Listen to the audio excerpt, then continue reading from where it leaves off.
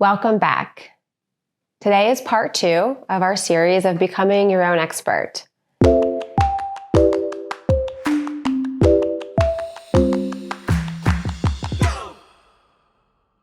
If you did your homework last week, you probably learned all sorts of fun things about yourself and about the thoughts you have around eating.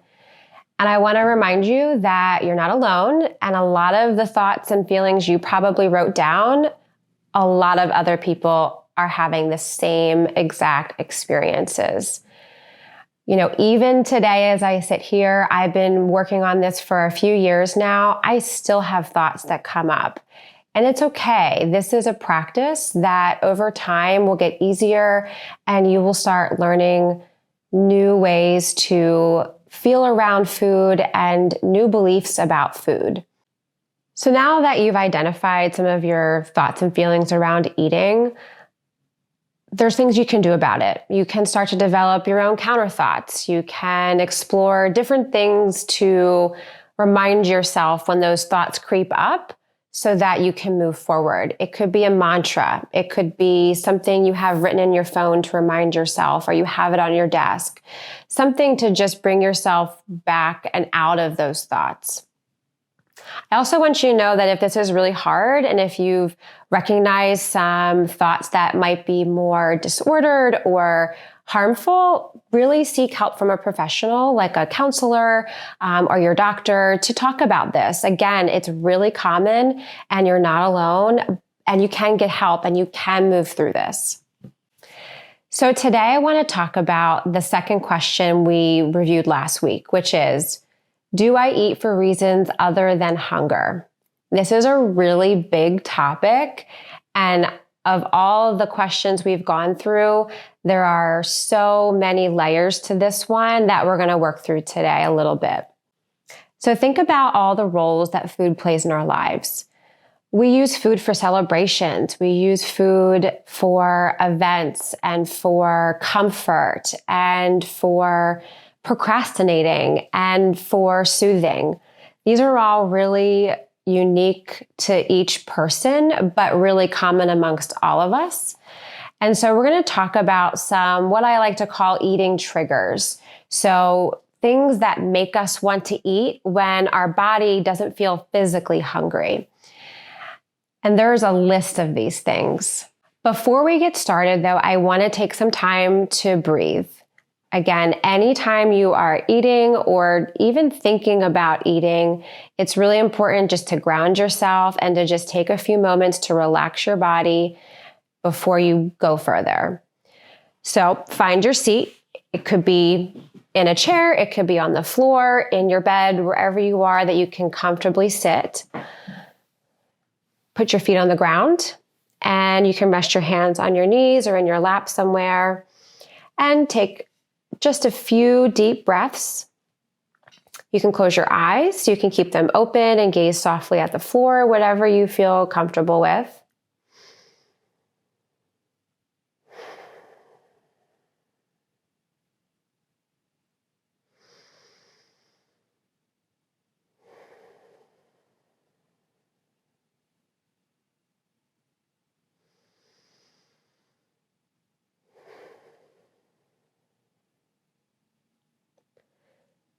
And now take a deeper breath in, filling your lungs completely. And exhale it all out. One more deep breath in. And empty. Gently open your eyes when you're ready. And now we'll get into the work. Some common eating triggers people have.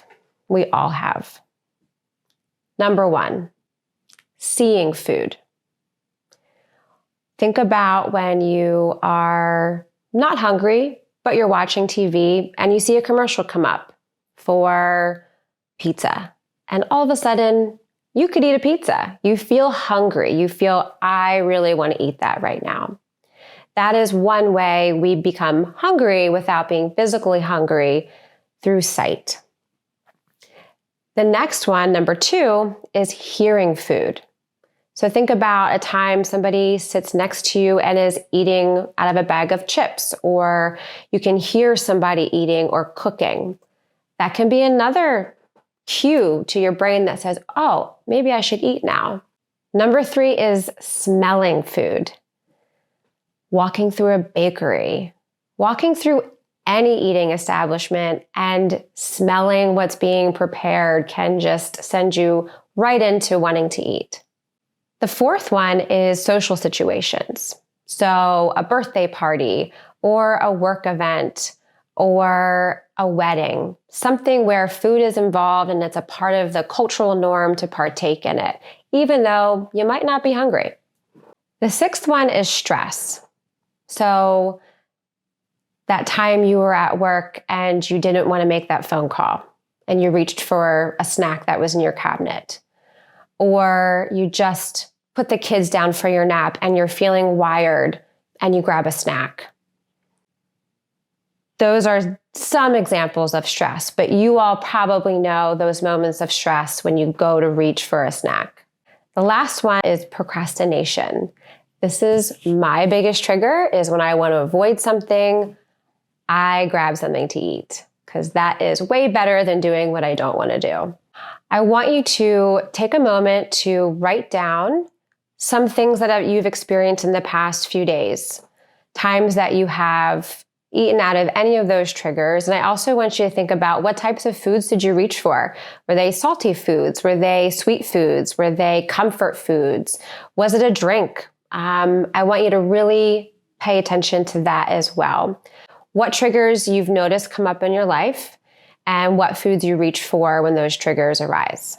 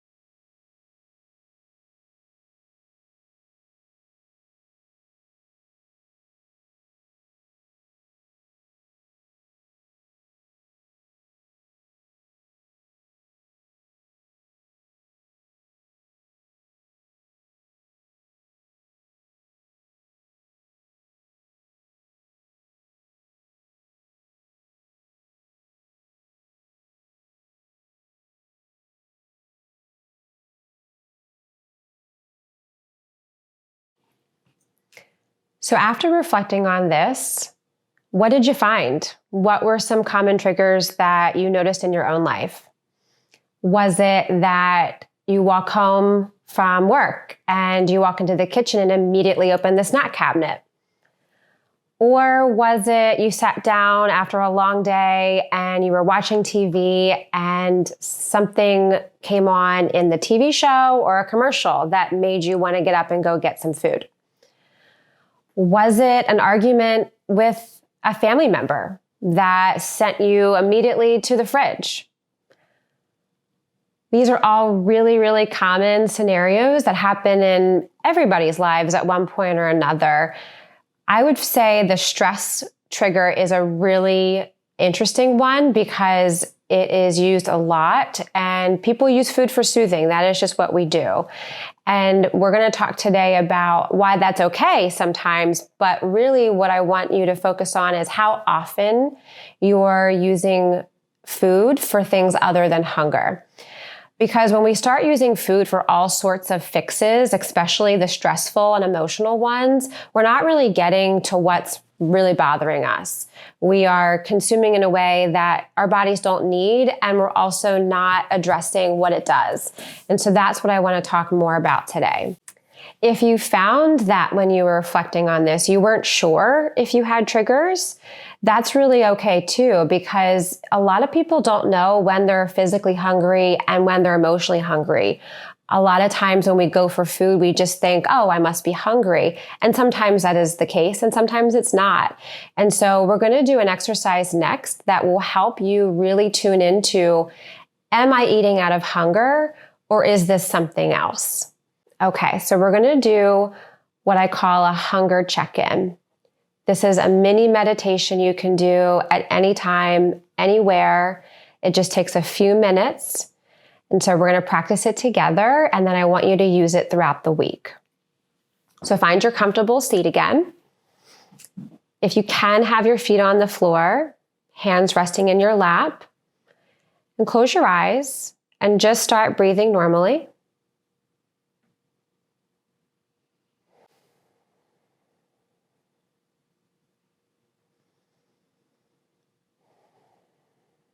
Bring attention to the in-breath, noticing it through your nostrils, into your lungs,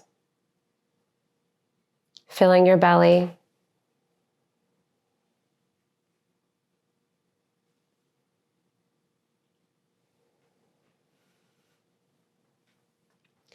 And you can keep your hands rested in your lap, or if it's helpful, you can also bring your hands to rest on your belly.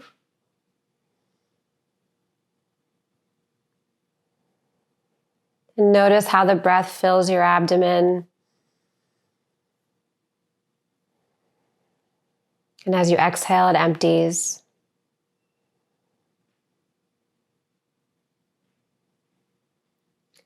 And I want you to think of a scale of 1 to 10. 10 being the hungriest you've ever been. 1 being not hungry at all.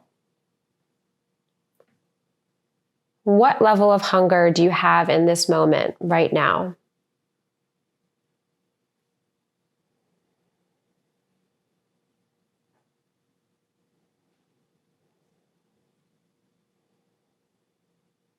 What sensations do you notice in your body?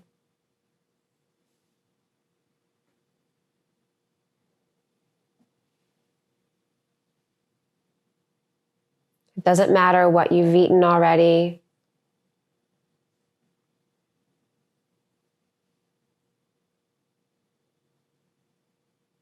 Now that you have your number, how do you know?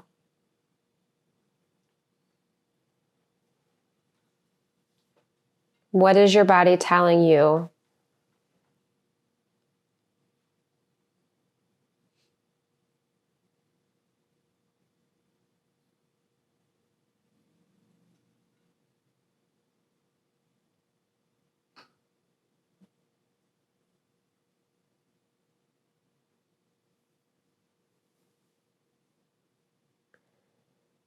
Bring your attention back to your breath.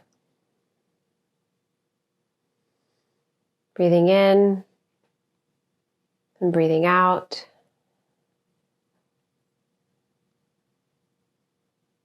And bring your attention back to the rest of your body. Your feet on the floor.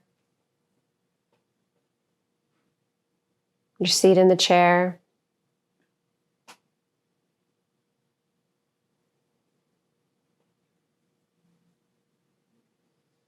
And when you're ready, open your eyes.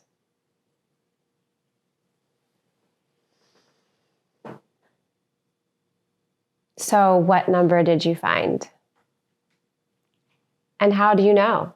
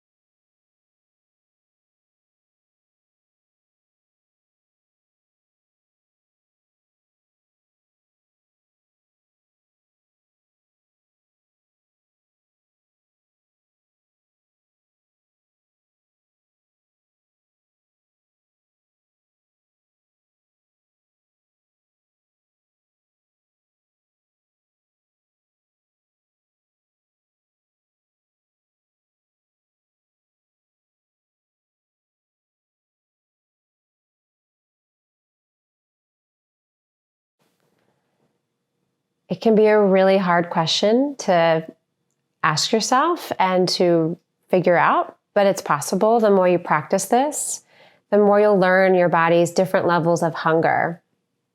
We usually only know the complete opposite sides of the scale. We know when we're not hungry at all, and when we know when we are ready to eat anything and everything in sight. The key to learning your body and learning when to eat and when you're hungry is finding those in-between levels. So finding your 5, finding your 6, and what that feels like. Sometimes for people, it's the moment food comes into thought. Like, oh, okay, I think I feel something. Maybe I should start eating. Some people start getting irritable. Some people might get a headache. You can start to feel grumbling in your stomach. These are all common things that people experience with different levels of hunger. And yours is going to look different because you're unique. And so your task this week is to pay attention to those levels and know your levels and what that feels like in your body. So take one day a week or one meal a week, whatever you feel capable of at this point in your life. And I want you to practice this hunger check-in. You could be anywhere when you do it. You don't necessarily have to close your eyes. It doesn't have to be a big thing. Just check in. You can just take a few breaths, place your hands on your stomach, and just ask yourself, how hungry am I? Am I hungry at all? And think about that scale from 1 to 10 and just make a note of it. And the more you make note of those levels, the more you'll be able to choose when and how much to eat. And that's really important information for you. So it can be really hard to remember to do this. So do yourself a favor, make it easy, set an alarm, write it on a sticky note. Make some way to remind yourself to do this at least once this week. If you feel ambitious, try it once a day, or choose one day and do it every meal. But make a reminder because it's really easy to forget, especially if you're busy and you're not making time to sit down and eat. It can be just something that goes out of your mind when you're eating. The next thing I want you to think about is when you find that those eating triggers come up and you check in with your hunger level. If you realize you're not really physically hungry, your body's not sending you those cues, I want you to pay attention to what is going on. Maybe that's when you realize, oh, this is a trigger. This is because I saw something on TV, or because this is my habit, because when I come home from work, I always have a snack. I want you to make note of that. So when you're doing this exercise and you find that you're not physically hungry, you do the check-in and you say, okay, I'm at like a 1 or a 2, but yet you were about to reach for a snack. I want you then to figure out what's going on. Is this a trigger of yours? Is it an emotion? Is it something you saw on TV? Is it procrastination? Is it because your partner is eating? Make note of it. And then you have 2 options. 1, you eat anyway. 2, you do something that addresses what else is causing you to reach for food. This is more in the case if it's an emotion or procrastination. For example, if you realize that when you do your check-in, you're not hungry, but you want to eat, instead you go for a walk, or you stretch, or you call a friend if you're feeling sad or lonely. Reach out to somebody. You can reach for that food, but that food is only going to comfort you for a few seconds, if that. What's more nourishing is getting to the root of what's going on. So make a list for yourself. Things that you can do other than eating when you have that option. It could be making a cup of tea. It could be listening to music. It could be taking a break and walking outside. Breathing exercises, stretching. All of these things are great strategies to use to really meet your needs instead of always using food as that comforting tool. I want you to also know it's okay to use food to comfort yourself. Remember, it's about what you're doing all the time and every day. That's important, not what you're doing sometimes. And so this week, I want you to pay attention to your triggers and do the hunger check-in at least once, if not more, and take notes. Be curious, no judgment. There's no right or wrong answers. This is just about learning you and your habits.